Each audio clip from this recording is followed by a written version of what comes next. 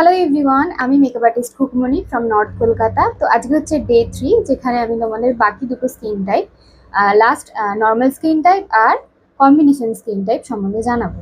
তো normal skin type মানে হচ্ছে কি, তোমার ড্রাইনেস বা অয়েলিনেস নেই, দুটোই কন্ট্রোলে আছে। আর তোমার স্কিন খুব হেলদি, স্কিনে কোনো টেক্সচার নেই, স্মুথ লাগে স্কিন। আর মানে অতটা প্রবলেমেটিক নয়, নর্মাল স্কিনে প্রবলেম হয় না বেশি বলতে গেলে। আর যদি পোর্স থাকেও সেটা হালকা, কাজ করতে কোনো অসুবিধা হয় না।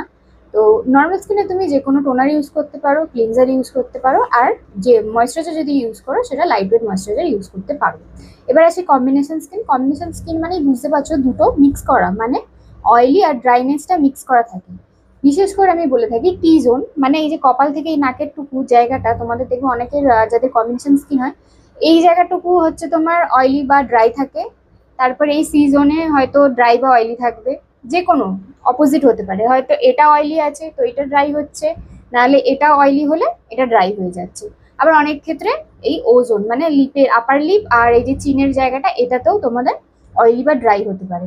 সেক্ষেত্রে আমরা কি করছি, বা তুমি টোনার যে কোনো ইউজ করতে পারছো, ক্লিনজার ইউজ করতে পারছো।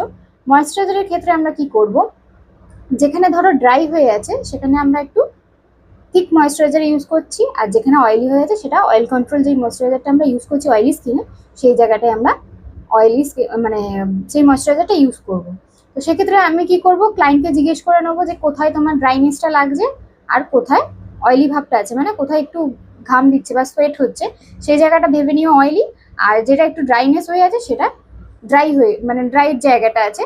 তো সেক্ষেত্রে তুমি বুঝতে পারছো কম্বিনেশন স্কিন কি হচ্ছে, আর কম্বিনেশন স্কিনে তুমি কি প্রোডাক্ট ইউজ করতে পারছো।